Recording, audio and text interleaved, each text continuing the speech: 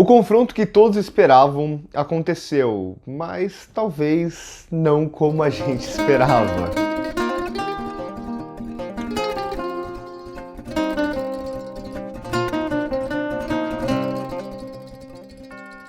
Antes de começar a falar sobre o episódio em si, eu quero falar sobre algo que aconteceu nesses últimos dias, né, entre o último episódio e esse nas redes sociais. Eu acho que é algo que eu não só quero me posicionar, como eu acho que qualquer fã de Star Wars deve se posicionar, como crítico, como fã. Eu quero falar sobre isso, eu preciso falar sobre isso, que são os ataques sofridos pela Moses Ingram, a atriz que faz a terceira irmã aqui, né, a Reva, que sofreu vários ataques nas redes sociais, no Twitter, ataques abertamente racistas em muitos deles. E quem acompanha o canal sabe que Star Wars é um universo que eu amo de paixão, desses universos da cultura pop é o meu favorito.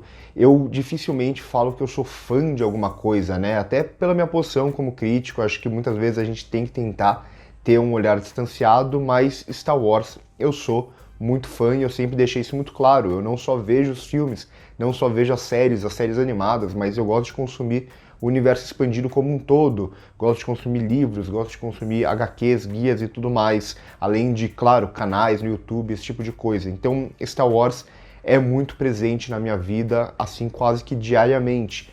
E por que eu tô falando isso? Como fã, muitas vezes eu me sinto envergonhado de ver esse tipo de coisa.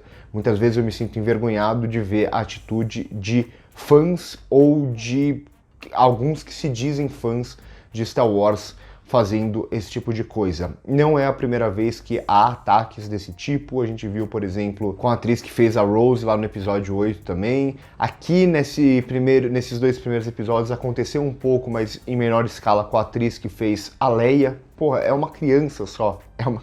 Enfim, é muito frustrante esse tipo de coisa e mostra que esses fãs definitivamente não entenderam sobre o que é Star Wars. Tudo bem, você não precisa gostar da terceira irmã, você não precisa gostar da personagem, você não precisa gostar de muita coisa que a série fez até agora. Tudo bem você não gostar do que o personagem do Obi-Wan virou até o momento na série, o que aconteceu com muita gente, eu vi muita gente comentando sobre isso e tal. Só que você atacar a atriz por escolhas do roteiro ou por escolhas da Deborah Shaw, que é a criadora da série, e para isso você parte para ataques racistas, desculpa, se você fez esse tipo de coisa, você não sabe sobre o que é Star Wars, você não entendeu Star Wars, e boa parte dos fãs de Star Wars, que são sempre muito raivosos e tal, não entenderam Star Wars. Star Wars é contra justamente esse tipo de coisa, justamente esse tipo de ataque de ódio. Então esse é o tipo de coisa que me deixa extremamente frustrado e me deixa até pensativo, né? Eu sou fã e pessoas que compartilham de um gosto parecido com o meu por esse universo têm atitudes que eu acho abomináveis. Então eu sempre fico muito triste quando eu vejo esse tipo de coisa e aqui pra mim é completamente injustificado. Como eu disse, você pode até não gostar da personagem, o que eu tenho gostado até agora na série, mas a atuação dela é uma boa atuação, não tenho o que falar da atuação dela e mesmo que tivesse, não faria sentido esse tipo de ataque, nunca faria sentido esse tipo de ataque. Então eu fico muito puto mesmo quando eu vejo esse tipo de coisa, mas enfim, daqui esse desabafo inicial, vamos falar desse novo episódio em que a gente teve finalmente o confronto entre Obi-Wan e Darth Vader, mas não da forma talvez que a gente esperava. Eu já chego lá. Eu gosto de boa parte do episódio, talvez não gosto de algumas poucas coisas, entre elas como que é, mais do que o confronto em si, mas mais como ele é filmado, esse tipo de coisa, eu já chego lá. Então o episódio se abre justamente com o Obi-Wan meditando ali, tentando se conectar ao Qui-Gon, eu já falei isso em vídeos anteriores, é justamente 10 anos depois do episódio 3 que o Obi-Wan consegue se conectar com o fantasma da força do Qui-Gon, e a partir de então ele começa a ter uma companhia, digamos assim.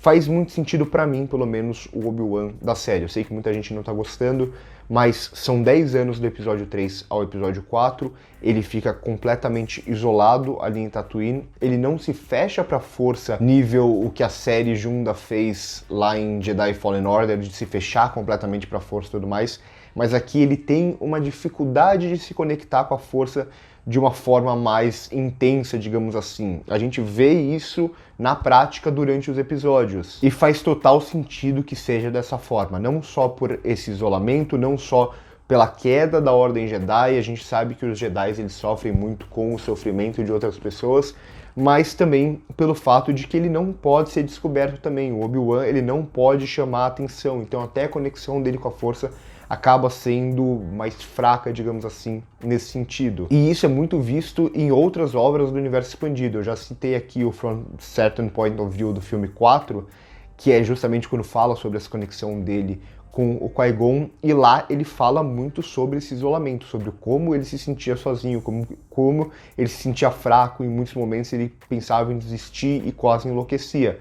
E a gente vê um pouco disso na série, que acontece logo antes de quando ele vai se conectar com o Qui-Gon. Não sei se eles vão mostrar isso na série, mas tá bem próximo de acontecer. Depois disso, a gente tem a primeira aparição aqui em live action da Fortaleza Vader, do Castelo Vader, lá em Mustafar.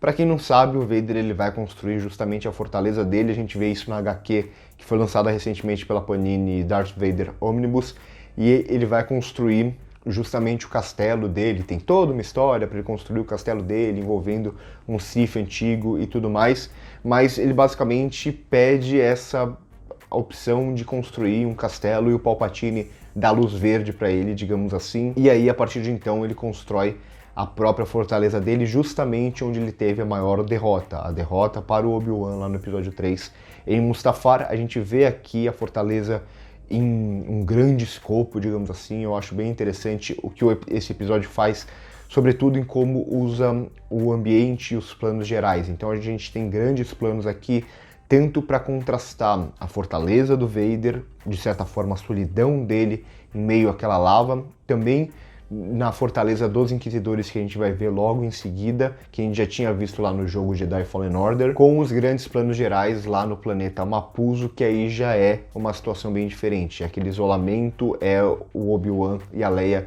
completamente perdidos ali num planeta que eles não conhecem, tentando escapar e tudo mais. Então há um contraste interessante nesses momentos do episódio entre esses grandes planos gerais e como cada um vai dizer alguma coisa. A solidão do Vader, em certo sentido, a grandiosidade do Império na fortaleza dos Inquisidores, e esse isolamento e essa desesperança até, em certo sentido, do Obi-Wan com a Leia. Tem também ali um diálogo que é interessante do Darth Vader com a terceira irmã. Parece que o Darth Vader, não sei se ele tá tentando enganar ela ou não, ou se ele sente que ela é mais forte e diferente dos outros Inquisidores. Como eu disse, o Darth Vader, ele despreza os Inquisidores, isso fica muito claro no como ele fala do Grão Inquisidor aqui. E talvez ele veja algo diferente na terceira irmã. Talvez a terceira irmã seja até uma daquelas Jedi, eu vi gente falando sobre isso, uma daqueles younglings que foge lá na primeira cena do primeiro episódio, o que faria sentido, primeiro por ela saber que o Anakin é o Darth Vader, e segundo, porque mostrariam aquela cena? Só para mostrar a Ordem 66 mais uma vez? Ou talvez tenha alguma ligação? A gente ainda não sabe quem é a personagem, a gente provavelmente vai descobrir em breve. Depois disso, a Leia e o Obi-Wan vão pegar ali o transporte com um cara nada confiável, que apoia o Império, vão pegar carona com os Stormtroopers. Até aí nada demais, mas há algumas coisas interessantes no pós, né? Quando tem aquele diálogo entre o Obi-Wan e a Leia. Primeiro, como a Leia entende ali, percebe essa relação do Obi-Wan com a mãe dela, no caso, a Padmé, que ele realmente conheceu e realmente ele tem esse trauma, a Padmé que morreu depois que o Anakin se torna o Darth Vader. Mas o que eu acho mais interessante ainda aqui nesse diálogo é justamente quando ele fala sobre lembrar do pouco que ele viveu antes de entrar para a Ordem Jedi. Isso a gente nunca tinha visto o Obi-Wan falando sobre isso, e a gente raramente vê qualquer Jedi falando sobre esse antes, porque os Jedi, eles são levados para a Ordem sempre muito pequenos. Vamos lembrar lá do episódio 1, em que o Anakin tinha 8 ou 9 anos e ele era considerado muito velho para ser treinado. E uma das razões disso é que quando você é um pouco maior, você tem lembranças, você tem relações com a sua família. Por exemplo, o Anakin tinha relação com a mãe dele e a gente vê o que se desenrola por causa disso. Então por isso eles são levados para ser treinados sempre muito pequenos. E a gente raramente vê eles falando sobre aquilo que aconteceu antes. Mas a gente vê aqui que eles têm lembranças, a gente vê que o Obi-Wan tem lembranças de antes da Ordem Jedi, que ele deve ter sido levado com 3 ou 4 anos. Então aquelas memórias bem passageiras que a Ordem em alguns momentos tenta até esconder ou até tenta que eles não tenham essas lembranças, mas aqui a gente vê que lá no fundo eles ainda lembram de alguma coisa. Alguns devem lembrar mais, outros devem lembrar menos. Um pouco antes também tem um outro diálogo dele com a Leia que eu acho interessante, que é justamente ela perguntando sobre como é a força, como é sentir a força, até porque a gente sabe que a Leia ela é sensitiva, não nível Luke Skywalker, mas ela é sensitiva à força também. Então é quase como ela talvez esteja sentindo alguma coisa diferente. Não sei se foi nesse sentido a pergunta, mas tem algo do tipo, né? Alguém que é uma criança que sente algo diferente perguntando o que é a força, como é sentir a força para um Jedi super experiente. Em seguida eles são pegos, mais uma vez o Obi-Wan ele não age como Jedi, ele segura muito para tirar, por exemplo, o sabre de luz dele e ele até se rende ali aos Stormtroopers, a gente não sabe o que ia acontecer depois, mas ele fica abaixado e tal. Eu entendo que muita gente vai se incomodar, mas mais uma vez, eu acho que faz sentido com aquilo que o personagem está passando e com aquilo que ele tem que esconder e tudo mais, até o momento que entra a personagem da Indira Varma. Vocês que assistiram Game of Thrones devem lembrar dela lá de Game of Thrones, e aí a gente descobre que ela é, aqui né, a gente especulava sobre ela ser talvez uma inquisidora ou só uma oficial do Império e tal, a gente vê que ela é uma oficial do Império que trai o Império. E durante o universo expandido a gente vê vários casos assim, de pessoas que eram do Império, saíram do Império, ficaram desiludidos, ou o Império abandonou, ou achavam no começo que o Império tinha uma visão e depois se perdeu no caminho. A gente tem até nas HQs recentes o Baylor Valance, que é um cara que foi abandonado pelo Império, se tornou um ciborgue e tal, e virou um caçador de recompensas. Tem vários casos desses, até em personagens que a gente gosta muito, como Han Solo e Sabine Wren, eles já tiveram passagens ali como cadetes do Império também. Aqui no caso já é um patamar acima, né? Ela é uma oficial do Império, mas a gente vê como ela vai trabalhar disfarçada, de certa forma, para tentar ajudar pessoas, ajudar Jedis e sensitivos à força. E ali dentro daquele túnel a gente descobre que Quinlan Vos, o mesmo lá das animações, o mesmo que teve uma passadinha pelo lado sombrio, e a gente sabe também, já foi confirmado, que ele sobreviveu à Ordem 66. A gente vê aqui, quando ele fala Quinlan, ele tá falando do Quinlan Vos, o Obi-Wan.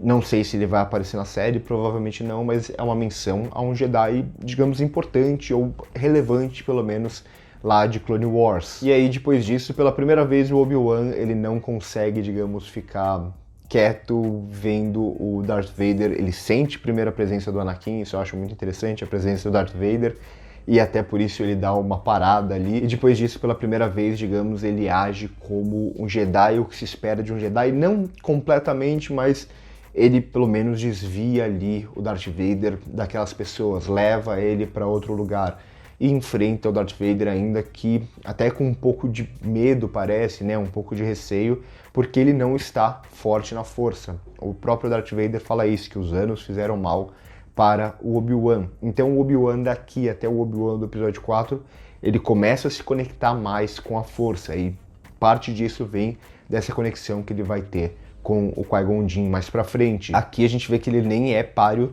pro Darth Vader. O Darth Vader, 10 anos depois do episódio 3, é praticamente o auge ali do Darth Vader, a figura mais ameaçadora da galáxia.